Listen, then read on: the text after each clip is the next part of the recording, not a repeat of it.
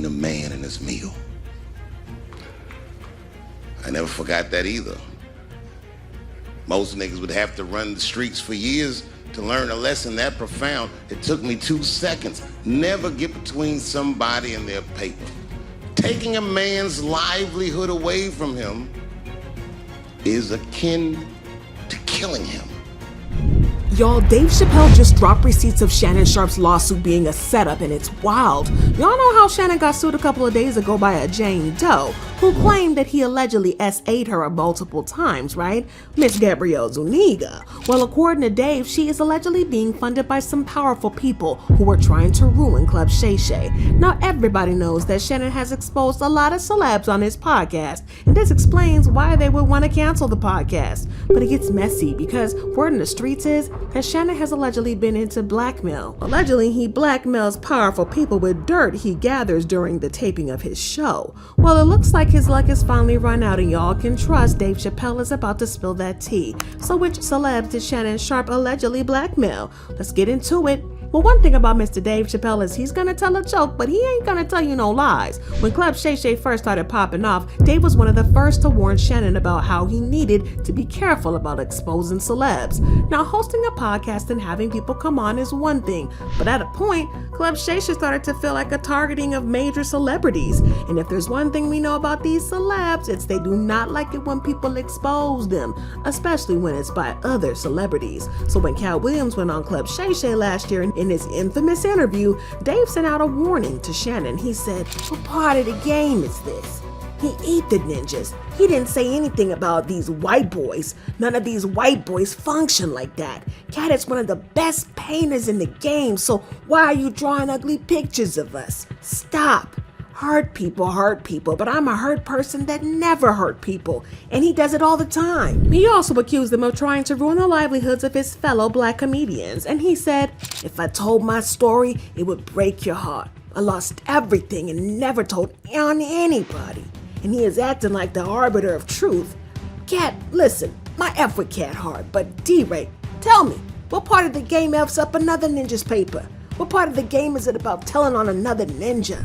And honestly, it wasn't hard to see why he felt this way, because celebrities were starting to get furious with Shannon. It was like one thing for fans to diss them or make up conspiracy theories, but it was another thing for another celeb to go on a podcast owned by another celebrity to say these things. Like, where's the loyalty, I guess? But y'all, there were a lot of things said on Club Shay Shay. I know y'all remember Cat Williams' interview and how it basically set the tone for 2024 and all the ripple effect exposés. And this video has more than 80 million views and is the most watched podcast interview on the platform.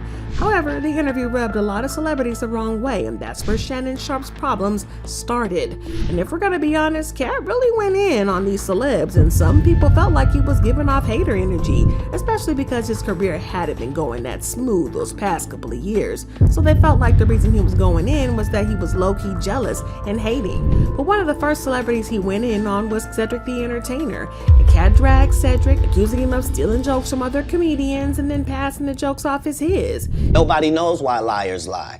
And that's why I had to come on the program. Cedric did the same thing. Cedric told you when you asked him, did you steal Cat Williams' joke? Yeah. He said, it don't line up. How it don't line up that I did it on TV in 2018. You came to see me at the Comedy Store do it in 2019 and then did it on the Kings of Comedy. Like, what doesn't line up? This is a televised joke that Mark Curry helped me punch up and get to the level that it was.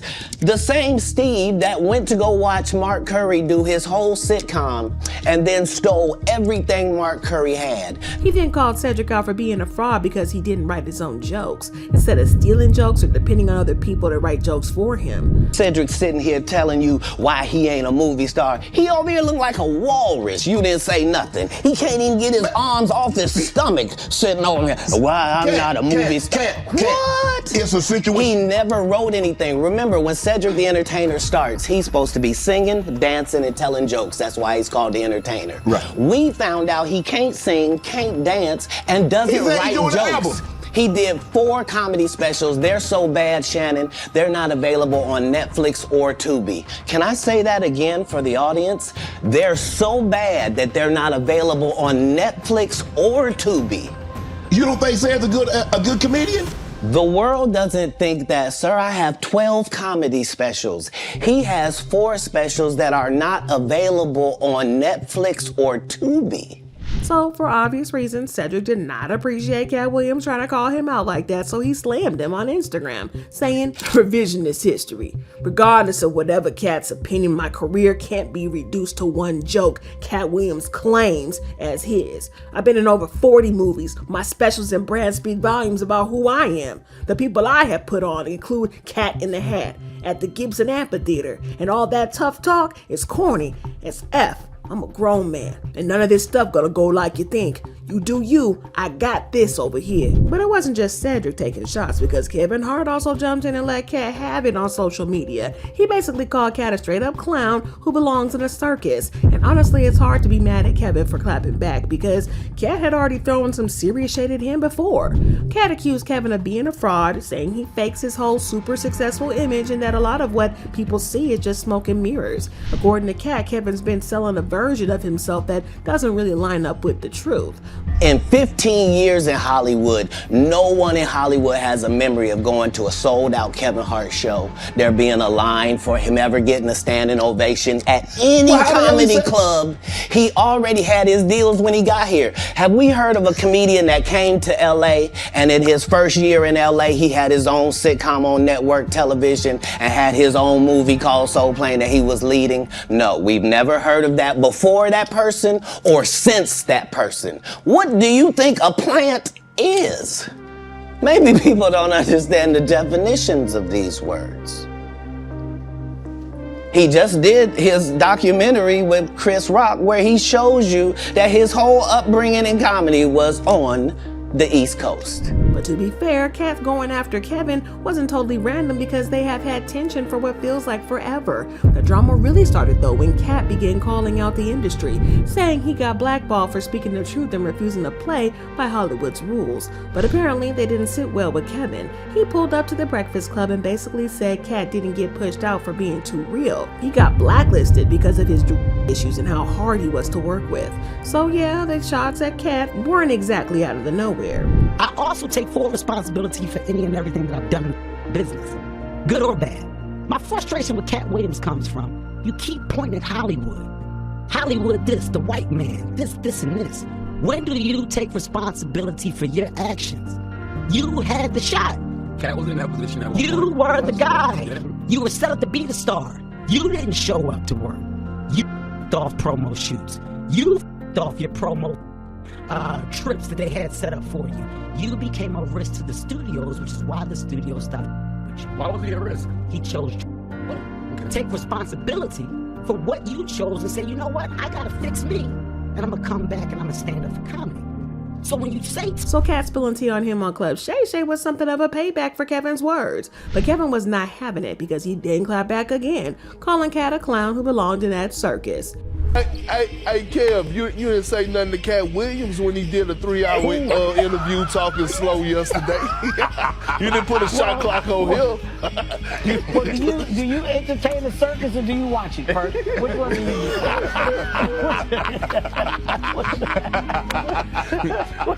What do you do? You watch it. You go, man, look at that lion riding the bike. That's what you say. Well, Shannon and Cat got a whole lot of backlash for this interview, and they were dragged for weeks. Rapper Mace accused Shannon of being anti-black, and he pointed out Shannon's noticeable shift in energy, noting how vocal Shannon gets when it's about black issues, but stays real silent when confronted by a white person. And thirdly, you call yourself coming at me, right? You want to be aggressive with me, right? Listen, you showed poise, respect, wherewithal, resolve, compassion, reverence for Skip Bayless. Why are you so aggressive anytime somebody black say something? The man said, put your glasses on, and you put your glasses back on. Don't play with me. Put your glasses back on, Shannon. Now, Kat's interview already had folks giving Shannon and his podcast the side eyes, so things really hit the fan after Monique showed up. Shannon was already walking on a fine line, and once Monique started calling out Tyler Perry and Oprah by name, it started to feel like Shannon had an agenda, like he was purposefully targeting big-name black comedians, and that interview pretty much confirmed what people were saying. Much like Cat Williams, Monique didn't hold back when it came to calling people out, especially Oprah and Tyler Perry and Kevin Hart. She had smoke for all of them, and Monique got blackballed by Oprah and Tyler after she refused to do extra promo for Precious without getting paid. Let her tell us she had already done the job that she was contractually obligated to do, but when she said no to unpaid press runs, things allegedly went left, and I mean fast. But let's be real here, getting blackmailed in Hollywood isn't some minor setback, it's a domino effect. Once a couple of major power players like Oprah and Tyler turn their backs, everybody else tends to fall in line. People didn't want to touch Monique with a 10-foot pole, scared they'd end up on the wrong side too. But according to Monique, Kevin Hart actually stepped in and tried to be a real one. He tried to show her support and made it seem like he was genuinely down for her when things were falling apart. Monique said that Kevin really made it seem like he had her back and telling her he was her ride or die, even though she was already blacklisted and treated like an outsider in the industry. She then believed him too because he came off like he genuinely cared. But after all those promises, he flipped on her too, just ghosted her like she never existed. And the part that hurt the most, he didn't even have the guts to cut ties himself, and he just sent other people to do the dirty work. But it didn't stop there. She claimed to have audio evidence of him throwing her under the bus and groveling at Tyler for his own gain. With you, Yes. and I need to get it off my chest early. Because that's why I'm looking at you now, like, why are you going into that? Because I told you we could not talk till I dealt with you. Okay, go listen, okay. So let me say this to you. The day I watched Skip Bayless lose himself with you, and that's what he did. He lost himself. And when I watched Skip Bayless say to you, put them goddamn glasses back on, boy.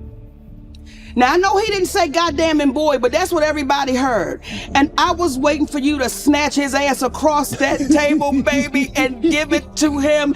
I was like, Shannon, this is the perfect time. I don't condone violence. Right. I don't say be violent. But that day, I was in my feelings for 2 days. Me and my grandbaby could not watch you for 2 days. And my husband had to say, Mama, let's talk about this. Look at Shannon Sharpe.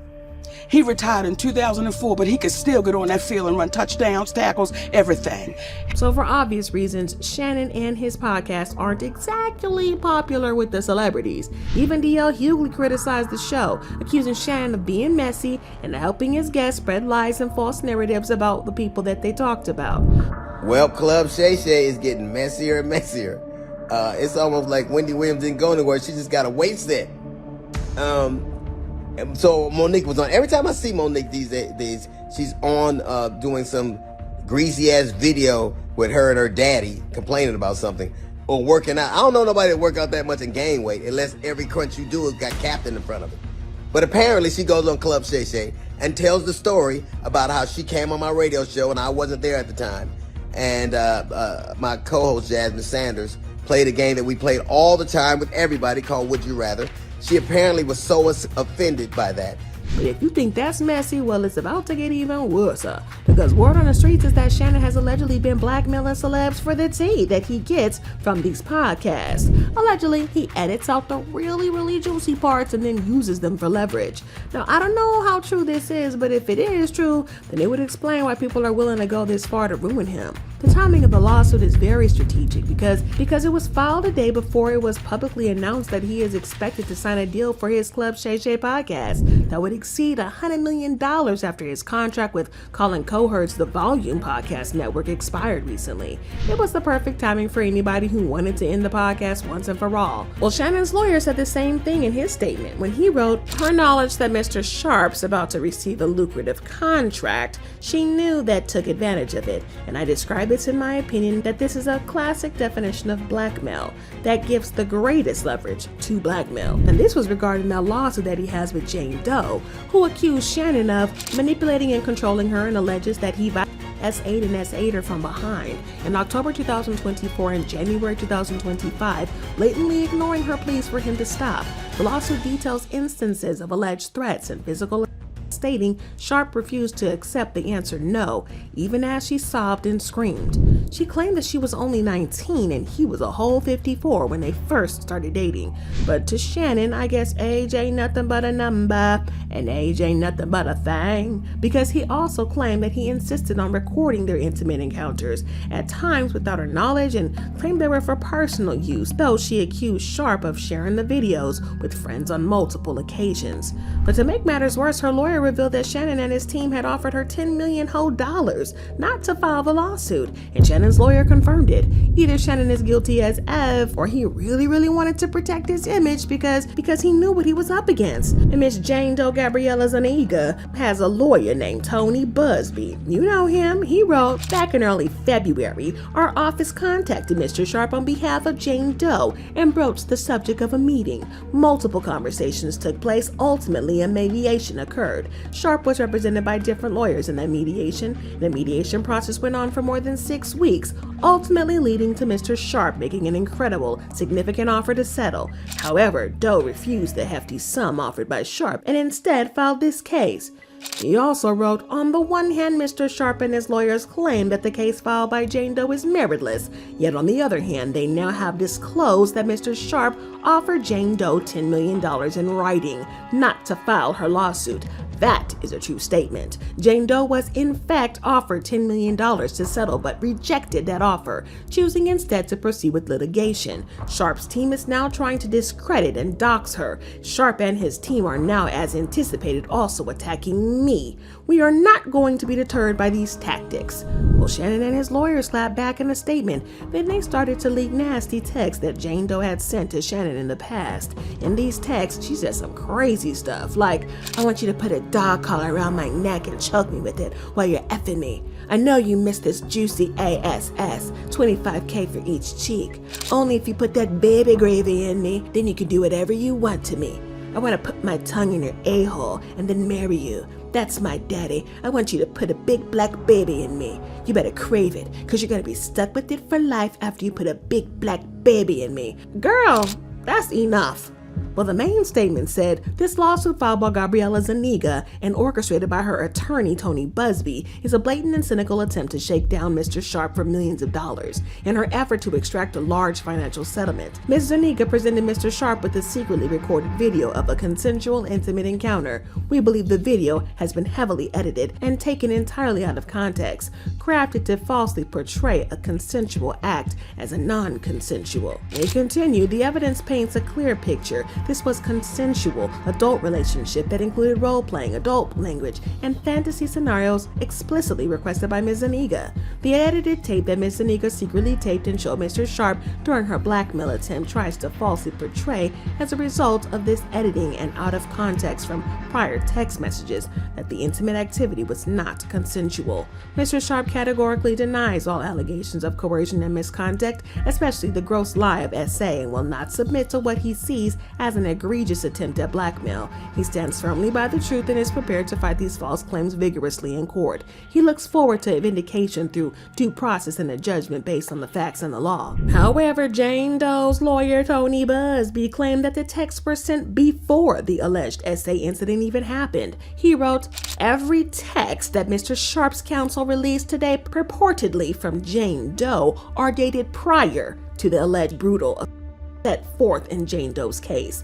Those texts were obviously released in an effort to distract the public's attention from the allegations in Jane Doe's lawsuit. It won't work. He also leaked his own set of texts where she said, I cried when you left because I begged you to put a protection on and not put it in my behind, and you didn't listen. I don't care what our history is, no means no, Shannon, and I don't know how to process this. And in response, Shannon asked if he could call her later.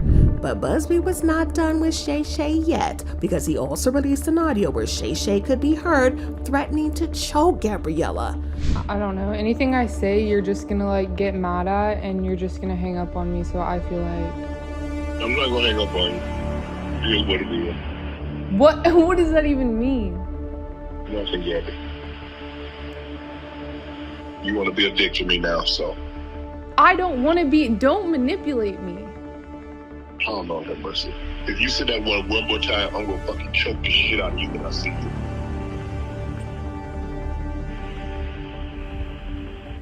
You know what?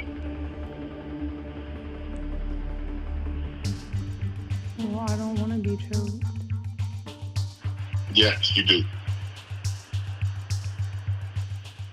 I don't think you have a choice in the matter. In another audio, he made disturbing comments about a big black guy choking a small white woman. Well, I'm not really interested in getting choked, so I guess we're going. Yeah, I might choke you in public.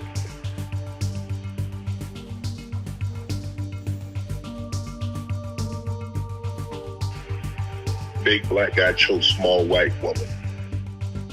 After releasing that audio, Tony Busby wrote, "The contents of this clip are certainly not sexual. They are not playful, they are instead disturbing, aggressive, and dangerous. This audio paints a very clear picture of how Sharpe treated Jane Doe, leading her to escape from him by leaving Nevada and blocking all contact with him." Now, like I said, y'all, this thing is a very, very big hot mess. And when you factor in Dave Chappelle's claims about this being a targeted attack, it starts to make some sense. I mean, the last thing Shannon's ops needs for him to have is a $100 million platform to give him more incentive to expose them even more. And there's a whole lot going on here, but let me know what y'all think about Dave's revelations in the comments, and then check out this next video.